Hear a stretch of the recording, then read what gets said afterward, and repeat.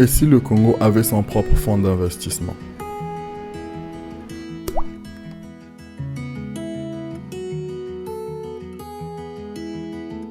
Mais qu'est-ce que c'est qu'un fonds d'investissement, me diriez-vous? Un fonds d'investissement souverain ou un fonds de richesse sociale est un fonds d'investissement public qui investit dans des actifs réels et financiers, tels que des actions, des obligations, des biens immobiliers, des métaux précieux ou dans des investissements alternatifs, tels que des fonds spéculatifs. En 2020, l'économie du Congo, pays à vocation agricole par excellence, reste en effet dominée par le secteur pétrolier qui représentait en 2005 50% du PIB, 80% des recettes fiscales et 90% de la valeur des exportations. En conséquence, elle est fortement dépendante des aléas du marché et de la conjoncture internationale, notamment de l'évolution du prix du baril et du taux de change du dollar, comme ce fut le cas entre 2019 et 2020, dû aux effets pervers du Covid-19. Il faut savoir qu'un fonds souverain d'investissement est généralement créé pour de multiples raisons. Par exemple, quand le gouvernement a des excédents budgétaires. Il n'est cependant pas toujours possible ou souhaitable de conserver cet excédent de liquidité sous forme d'argent ou de le canaliser vers la consommation immédiate.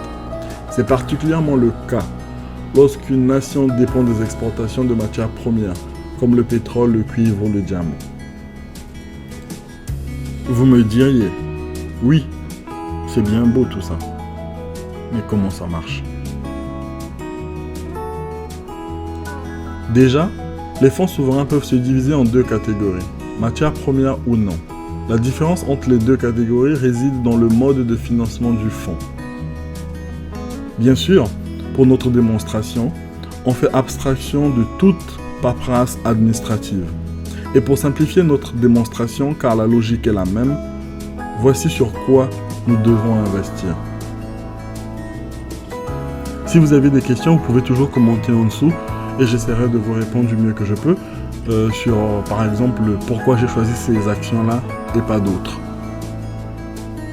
Ainsi, chaque année, notre portefeuille national va générer une somme approximative de 175 750 537 francs CFA.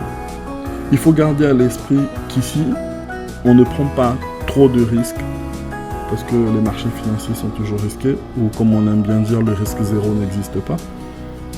Mais on est plutôt conservateur et notre portefeuille a de belles perspectives.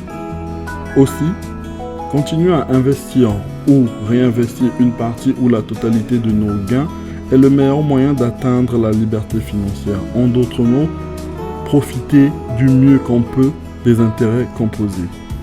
Enfin, ce qui est certain, c'est la disponibilité des fonds, mais son utilisation dépend de nos priorités, chômage, éducation, électricité, eau, mais aussi de nos politiques. Mais ça, c'est une autre histoire.